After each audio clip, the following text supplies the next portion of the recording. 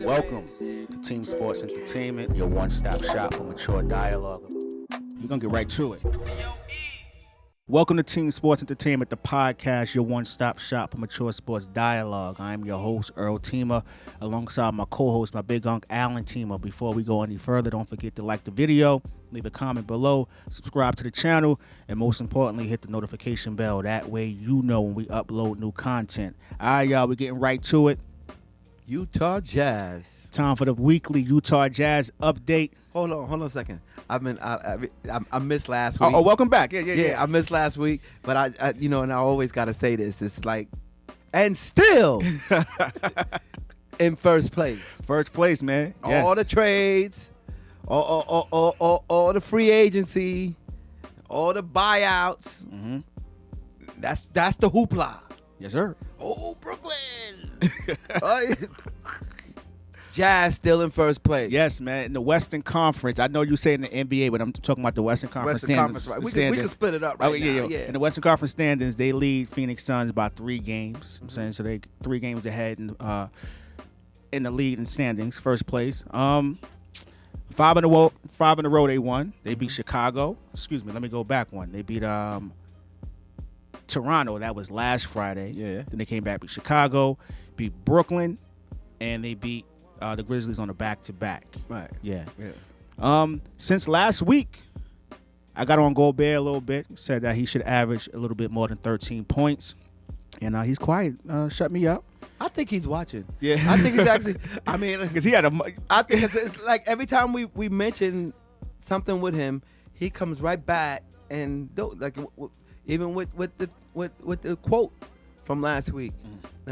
I was in St. Louis. No doubt, yeah. Actually, my son took 4th in the NCAA wrestling championships, and that's why I wasn't with you guys last week. But I was definitely watching, yeah. But with the quote, and then you quoted about that. Yeah. You talked about that the week before, and then he comes right back, mentioned it. Boom. You now come out and say that he should give more, and boom. And I hope he is watching. No doubt. I hope he is watching because we believe in you. We see the talent that you have, and I think when you focus, it's exactly what type of week they had. Yeah, and they're back to not just winning games. Because I mentioned last week, or Team Sports mentioned, I should say, that they had those games early in the season where they would just like get separation in one quarter and just blow you out the building, right? And after the All-Star break, it seems as though they were struggling playing from behind. Right. This current win streak, they're getting busy. Chicago, they handled them. Mm-hmm. Brooklyn without the stars, don't matter. Still a win. Got them out of there. Right. And they struggled with, they let the Grizzlies hang around the first game of the back-to-back. Mm-hmm. But last night, they handled business, man. Well, last night, that game, what I noticed and what I was very impressed with was Donovan Mitchell. And this goes back to another one of the things that you mentioned, and it's not that it's not saying that he's not getting the job done or that he's a problem for the team. It's just some certain situations when you always have to do what's best for the team. And from my eyes looking in, when you stated a couple of episodes back that you believe that Utah is a better team if Conley was coming off the bench, and then he didn't play in this last night game against Memphis. Yeah. And the way Donovan Mitchell, his efficiency, Play within himself. The game had like just slowed down for him. Yeah. And he wasn't trying to out athletic you. He wasn't trying to do the most exciting play. He just picked them apart. Yeah. And he ended up with 35. Yeah, because he has ultimate skill set, right? Yeah. Like, he can shoot the jumper. He can create his own shot. Yeah. But like we said, sometimes he just plays a little bit too fast. And last night, right, it was as if he just, it's like, like he envisioned everything. And it was so bad that he was picking them apart that Memphis had to go, to make it a game, Memphis had to go into a zone. So and Utah struggled with that in the beginning of it. I think the third quarter, that's when they went to that zone. They only scored like 25 points within that zone. But then eventually, they found what it was, and they found the holes, and they overcame it. No doubt. Yeah. And in addition to Spider Mitchell's performance, Gobert, I mentioned it again, said you should average over your current average of 13. He had 16 and 14 last night. The game before that, 25 and 9? Wow. Yeah, so the last 3 out of 4 games, he's scored more than his average, over 15. So it just shows if you utilize that.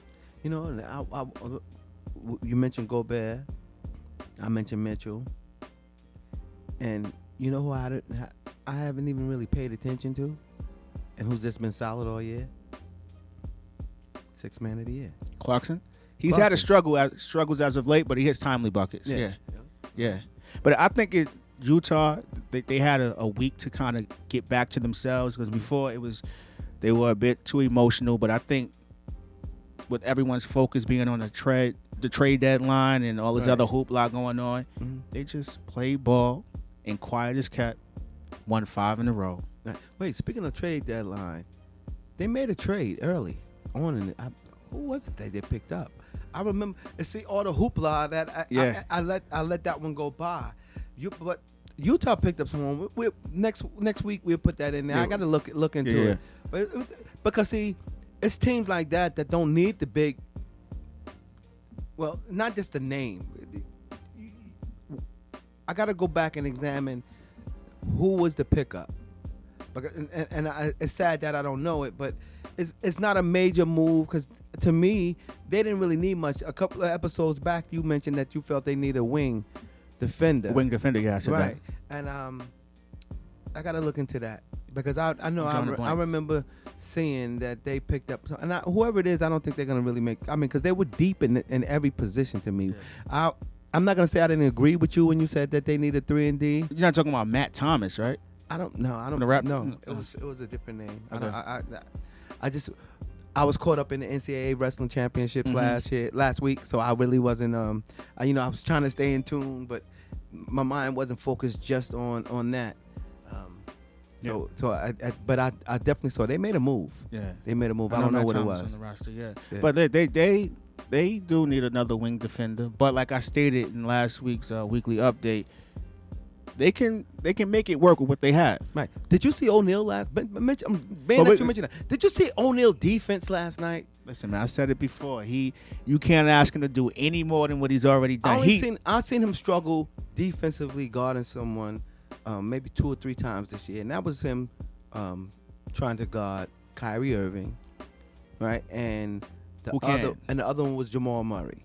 Who can? Right. It happens. Right. But other than that, but last night, his defense, they were running a pick and roll, and he was recovering from the switch on the pick to the roll man, and getting down there to steal the ball, to contest the shot. Most people don't watch stuff like that in the game, but the defense just. That's championship ball, man. And I know Royce O'Neal. His defense last night was just as effective and efficient as what I just told you about Mitchell's game last night. Yeah. Listen, man, sometimes it feels like we run out of words concerning the Utah Jazz, because it's almost like they're running the table, right? They've been in first place for how long? They have, their bumps in the road. Consistently, yeah. They stand. You can't win every game. They had a couple of weeks where they went 500, right? But when you have a little lead and the most important thing is that they're healthy. Yeah. That's it.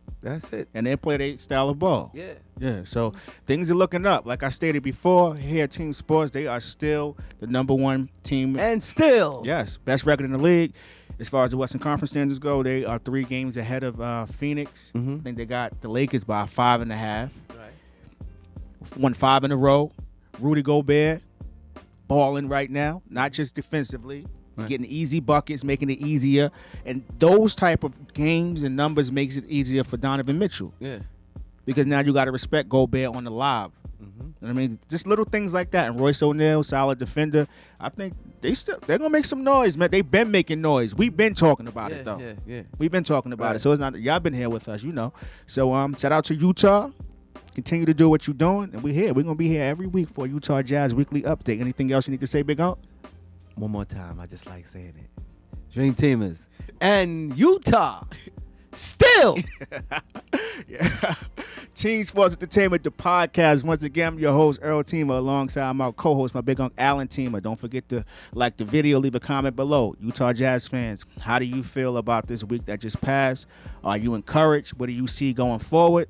Don't forget to subscribe to the channel. And most importantly, hit that notification bell. That way you know when we upload new content and you can become a Dream Teamer. We appreciate all y'all out there. We will see you next week for the weekly Utah Jazz update. We out of here. Peace.